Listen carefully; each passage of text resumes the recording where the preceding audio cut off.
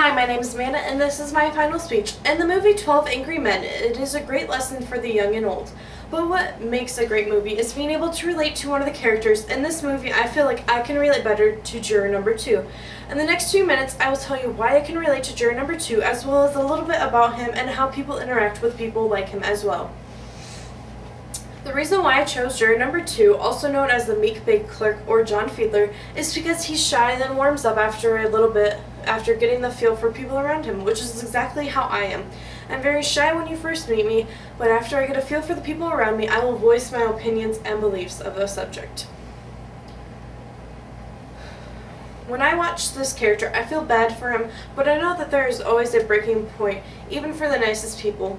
But I can see myself in his shoes. I know that in the end, I would have stood up for myself just like he did. His behavior in the movie is shy, scared, and timid at the beginning.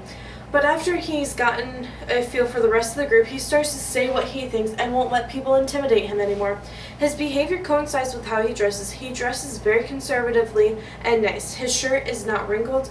He looks very proper. His language choice is very interesting as well, because he thinks before he speaks and chooses his words carefully. He doesn't want to step on other people's feet and is very cautious with what he says to other people. But once he's become more comfortable with the group of people, he still thinks before he speaks, but he also says what he believes. His emotions that are portrayed in the movie is that he's scared, timid, as well as nervous until he becomes comfortable with the group. By the end of the movie, he is still a nice person, but now stands up for himself like he didn't in the beginning. In order to understand where he's coming from, you would have to have been a bullied person, or a person that was bullied, or a shy person, or a timid person around new people.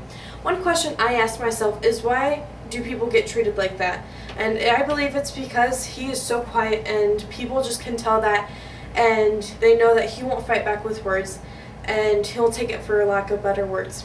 After getting comfortable in the group, he knows that he won't let people step on him anymore, and he starts to defend himself from the people in the group. John Fiedler was the 4th juror to change his mind from not guilty to not guilty. His role in the decision-making process was positive because he helps to prove that the kid wasn't guilty. He helped by showing the height wasn't right, neither was the angle of the wound. He also helped by changing his vote from guilty to not guilty and actually looking at the evidence before deciding the kid's fate. The value of the movie is when someone's life is on the line, there needs to be someone who looks at all points of the story, because if no one stands up for what they believe in, then why do you believe in it? The value is important because it shows people that they need to speak their mind without fear of being hurt by others.